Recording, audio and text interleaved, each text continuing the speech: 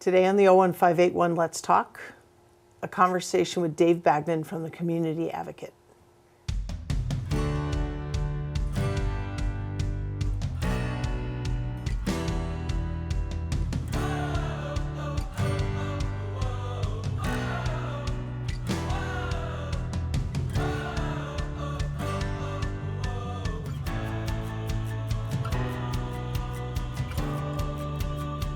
Hi, thanks for joining in for this episode of the 01581 Let's Talk. I'm the host of this show, Shelby Marshall, and I am also serving as one of your select board members. And about every week, I have the privilege of welcoming someone on as a guest to share with you information you should be aware of as a resident of Westboro or as a business of Westboro.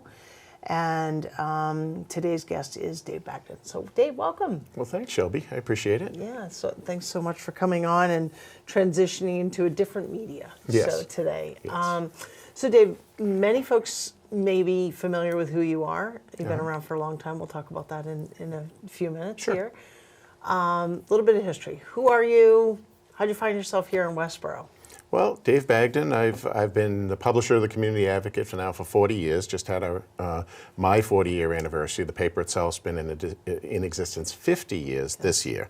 It started off as a family business back in the 70s. It was called the Community Advertiser at that time. It was a shopper's guide publication that was strictly ads. So I worked as a teenager when our offices were first in a garage in Worcester, followed up by a building in Shrewsbury next to the Town and Country Bowling Alley. Okay. And then ultimately we came to Westboro, I'm going to say early 80s, around there. And we operated on Lyman Street for many years in a freestanding home, and then worked our way around the Westboro Shopping Center. We had a great relationship with the Colangelo family. We were up above what is now Tatnick. Then we were above what is now Supercuts in the same plaza. And then ultimately I purchased a building downtown 25 years ago now. Like yesterday, right? Yeah, so I mean, I grew up in Shrewsbury, but Westboro has been my business home for 35 years. I love it here. Yeah.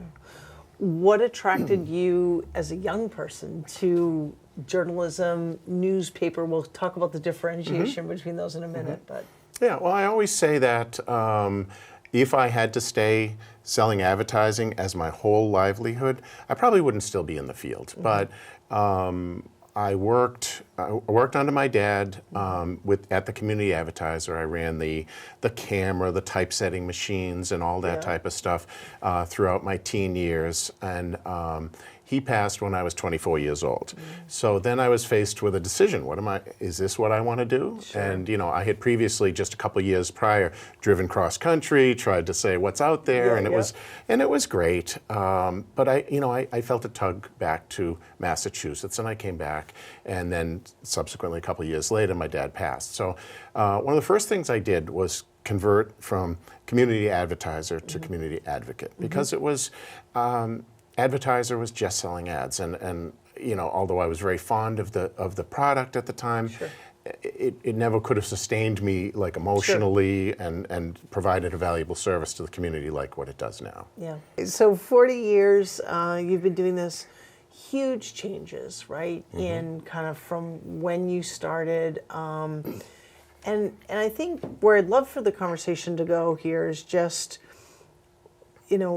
I guess maybe first level setting around the difference between Dave's running a newspaper, right, and what is journalism. Right. So your thoughts on that? Well, I mean, excuse me, everything has evolved.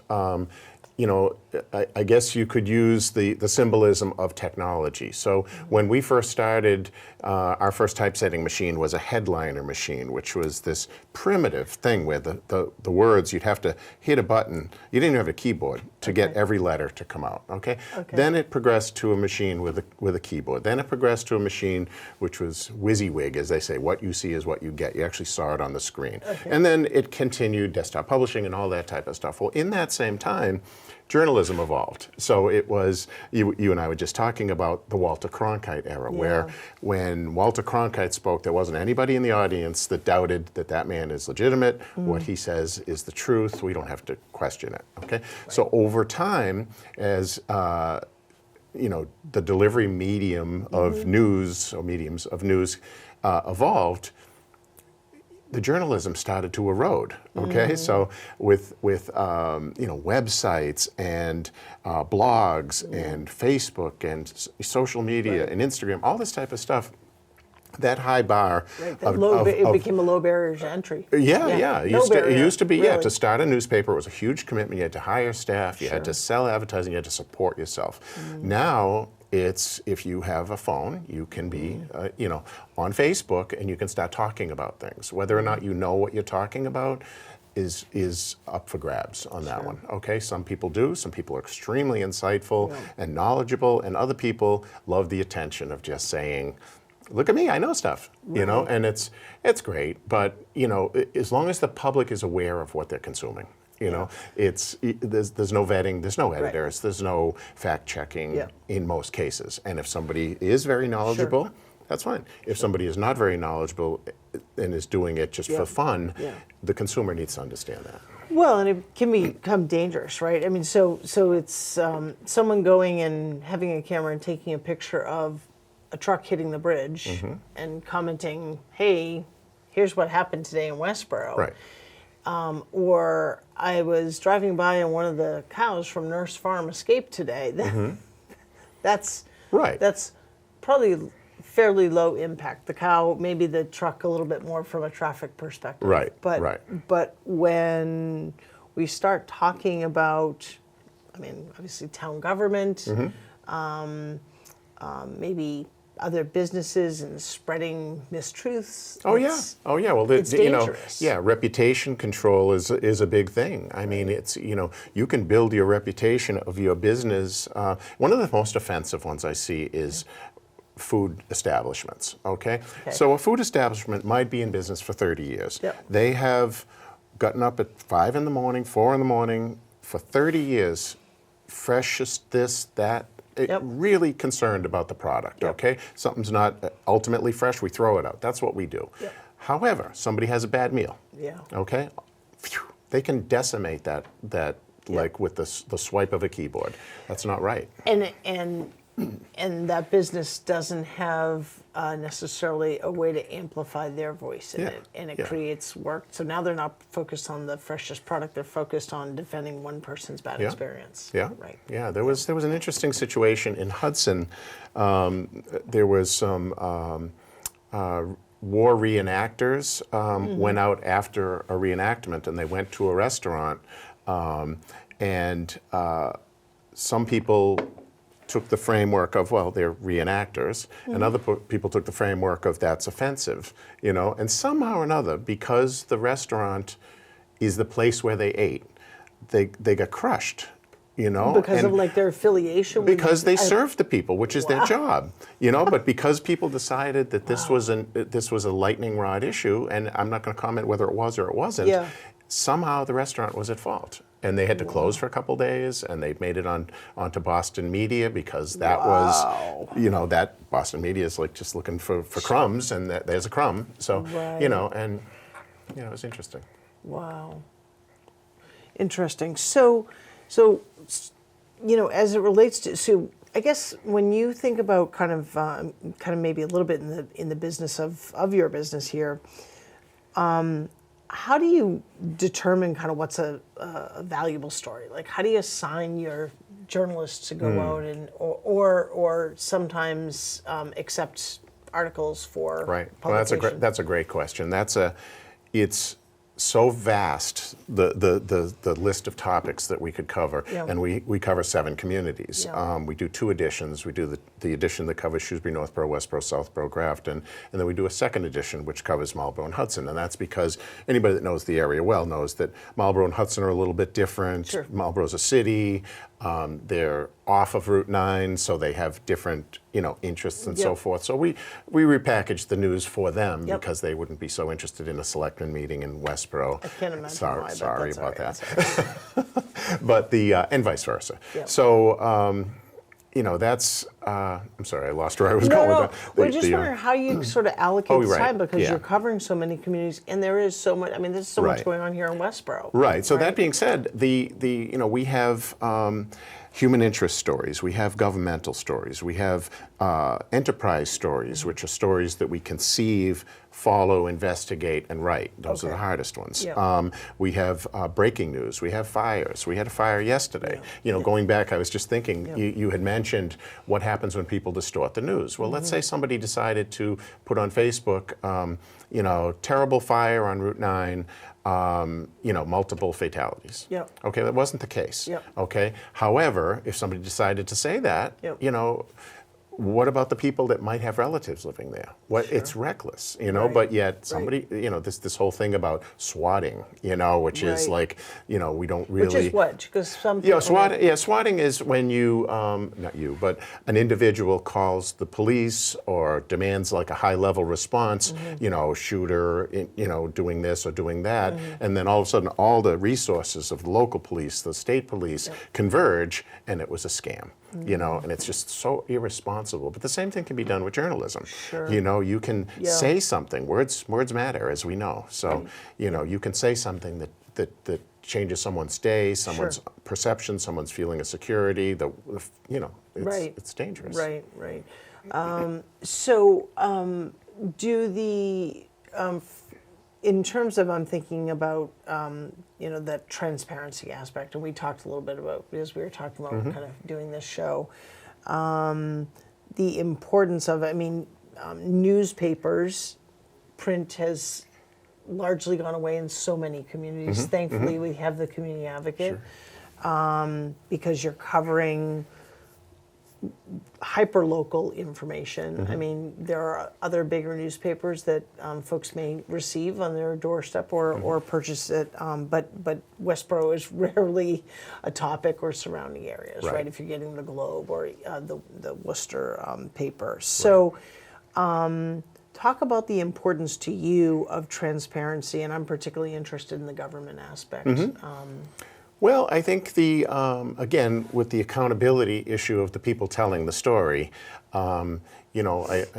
we're no Walter Cronkite, but I like to think that people believe that we're putting information out there in an unbiased way and trying to report the facts. So, when we go to a meeting, any select board meeting, we're trying to find the biggest stories, the stories that impact people financially, hit them in the pocketbook. Sure. There are other things like, will we fund, $1,000 to paint all the fire hydrants. So that's great, but that's more of a human interest story than how is this going to impact my life? Sure. What's going to happen to the tax rate? Did we, make a sizable purchase that's going to be paid off over the course of 20 years, which will impact everybody? Is there, what do we do with folks that are on fixed incomes that are now paying, over $10,000 a year in annual taxes? And what was the board's conversation about that? So and how did we get there? Right, how do we get, right. And obviously, and you mentioned the select board, but you also cover, I think, just so viewers are aware, you're covering planning board meetings, school committee meetings, and others kind of as those topics are bubbling up. Town meetings, and there was just a huge golf club reuse building has been a hot topic. That's a hot topic. That was a subcommittee, so you're covering that. Right. So this scenario that we see of that goes on in Westboro is going on in all the other towns at the same time. There's just was a huge thing in Northborough about the new fire station, and the town was very divided on it, and it was a $40-something million building. It's magnificent and huge, but they're trying to build for the future. So it's but there was so much back and forth on it. Is it too much? Yeah, and what's just going down that path for a minute? What's the balance of? So there's the issue or the topic. So here's what it is. Here are all the facts. That's sort of the easy part, right? What's the balance in journalism of representing both sides without, and yet being balanced in that represention? Right. Well, how do you determine that? It's interesting that goes to the funding of journalism, to be honest with you, because if I'm a person running a a one-town website, okay, and I'm living off of the little web ads that you see. I can think of a local town that has a situation like that. Yep. And this lady is doing yeoman's work. She's covering the select board meeting. She's covering the Yeah. planning meeting. She's covering town meeting. She's doing all this type of stuff. But, you know, when you do the math, it's very difficult to make a decent living doing that. Yeah. And then you can't afford to send somebody out, hey, get some more comments on that. You know, call this one up. Can you go down and grab a picture? Right. It's really difficult, Sure, you know? So sure. if you're funding yourself on a few $1,000s a month and you expect to be everywhere in your Yeah. town, it's not You- going to happen. you can't do it, Well, I've right. seen people do it, and, Yeah. they break. Sure, You know, right, I had a right. very They close to can't- my it's not friend sustainable, who did right. it, and he broke. He couldn't do it anymore, Yeah. and he'd be the first one to tell you Yeah. that. So, you know, the newspaper model, because we take our content and our advertisers and put it right into people's mailbox, okay? Sure. So they must touch the message, Yeah. you know? It brings it to a higher level. It's not like this, Yes. okay? It's Yep. like, oh, Yeah. really? You know, and that's why the newspaper is still attractive. Sure. I can't guarantee that the next generation is going to feel that way. My own son, who's 26 years old now, I don't know that he's ever touched a newspaper. You know, and I would Interesting. love that he would. Yeah. But he's like most kids of his generation or young people of his generation. You know, the phone is the rule. Yeah. You know. But, Well, and you have. I mean, you've definitely bridged over the years. I mean, your web presence. I mean, you've made that transition. So Mm-hmm. Yeah. obviously recognizing you've also got to go. You have to have a sustainable model, Right. while not compromising kind of what you feel is the truest way to deliver information. Right, and that's you know, you and I talked about that the newspaper is a special thing in our lives. We grew up with it, but it is a delivery system. Okay, it's not the news. It's a way the news gets into your hands. Yeah. You know, so obviously we had to invest in the website, and we've, you know, I can't even believe it, but I think we've had our website for 25 years now. Wow. And I go back and I'm like, wow, okay. Yeah. But when we're about to launch a new one within the next 60 days, and that'll be more multimedia focused. There'll be more user interaction, polls, you know, ability to comment and all Wow. that type of stuff. Wow. So that's the logical progression, but Sure. it's still difficult to sustain that. I Sure. mean, you know, you're up against the likes of like Mass Live, which Yeah. is got a gazillion page views, and they can subsidize their activities Yep. with a gazillion page views. Yeah. But you know, smaller independents, that's tough. And what's the term, David? Because like right before this, I went on to your website and I was looking at it. There are no what is it? The click to pay. What's that term? Oh yeah. Okay. So paywall. Yeah. Paywall. Yeah. Sorry. So you know, Do you have paywalls with a community advocate? don't. You don't. I Okay. don't. Okay. Yeah. So we're 100% sustained by our advertisers. 100%. Okay. Not 95. 100%. And that means that the people who buy advertisements in this publication that's going to end up in people's hands. Yep. Okay. Is they sustain us, and the people who run ads on our website, they sustain us, okay? They support all the journalism, all the mailing, all the printing, all everything, okay? But what that's allowed us to do as the larger papers have gone to consolidation Yeah. and pay models, okay, where, you know, the local daily, I think if you want it in your doorstep 6 days a week, it's like $600 a year. Yeah, You know, no, it's it's expensive. insanity, Yeah. you know, and then the price went up and the amount of local content went down, Yeah. okay? Yeah. So guess where Yeah. we are, okay? Yeah. The price is non-existent and the local content is all we do. So we're in a good spot, Yeah. you know, for that. Yeah, I mean, the future is obviously something that we all have to keep an eye on. Yeah. I think supporting your local media. I think That was where I was going to understanding. go. well, Like, how do our viewers support the community advocate? Because I'm not paying to get it. Right. Well, I mean, and just a quick comment about Yeah. that. We've always, you know, we have a certain postal designation, which everybody that gets our paper had to request it. Sure. Okay. So in doing that, in the post office's eyes, that's a subscription. Yes. Okay. And in our eyes, that's a subscription. Okay. We don't blanket mail because we know very well that there's a large percentage of those that people aren't really interested, and I would rather take that wasted money and put it into journalism, and not send it to people that don't want it. That's not my business. Right, okay? exactly. So it's, I don't know, the whole thing is just really evolved to a point where we have to be present on the website. We have to be basically we have to be available wherever people want us. Well, So when I talk to my salespeople, I said, don't come to me anymore with just a print ad sale. Come to us with a print ad and a website sale, because some people consume news on the web, some people consume news in print. Right, right. Well, and do you find that you've become more of a, I don't want to use the word 24/7 news. I mean, that's kind of like you can't help it, like in the TV world and even in the digital world. Right. How do you? It's really hard. I mean, I got to be honest with you. Even just the responsiveness. It's one thing to put out there. I mean, we were the first ones there at the fire yesterday. I have very dedicated journalists who are monitoring all the and unfortunately back in the day, a press release or a police scanner or something would be the tip off. Now it's social media in many cases, and it's helpful, but when we're up against somebody who's just reposting the fire department's post, as opposed to we sent a body there with a camera to go talk to the fire chief to find out what happened, how many families were displaced, where did the fire start, and how does that news get make it above someone else's, like, or some other groups, like, we're just chatting about this. And it's, I always say to my guys, if you can't be first, be better. Ooh, I like that. And, so being first it's bragging rights, but it's really, if it's just sharing other people's content, it's not really reporting. Yeah, absolutely, Yeah.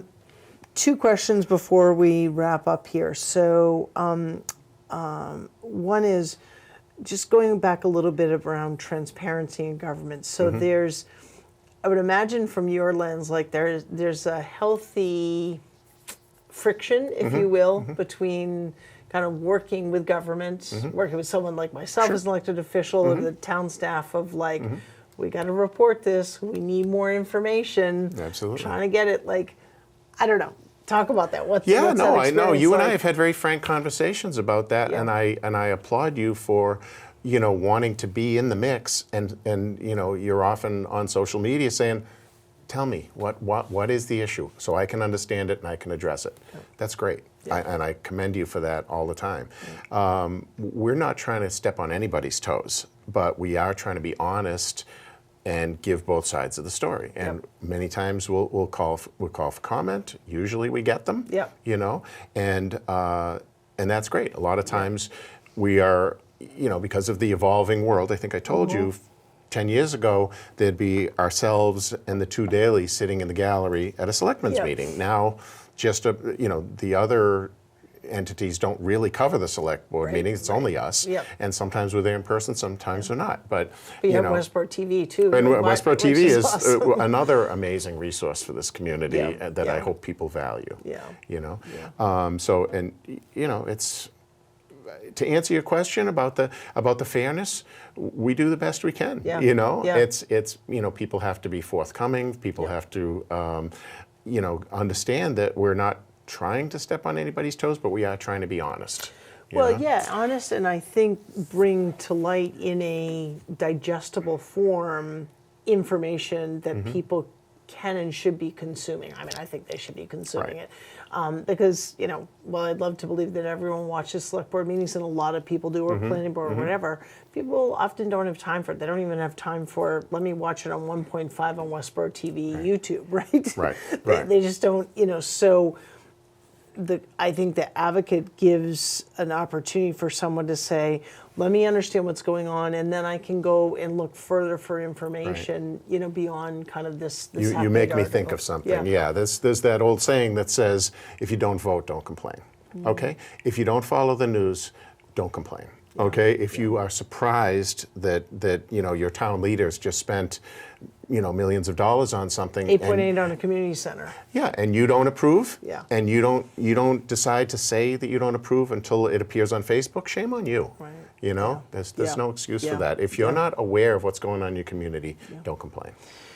So my other question, sort of to bring this a little bit full circle, is so what about young people out there? I mean, I understand. I don't have a student yet in the high school, a child yet in the high school. Excuse me. I understand we have a great journalism program there.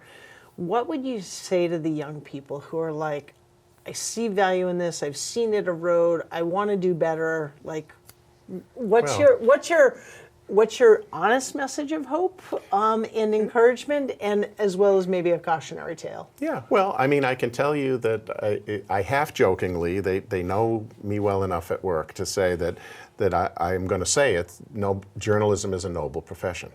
Okay, it is not the highest paying. It is not the easiest to schedule. When news happens, you got to be there. Yeah. So Yeah.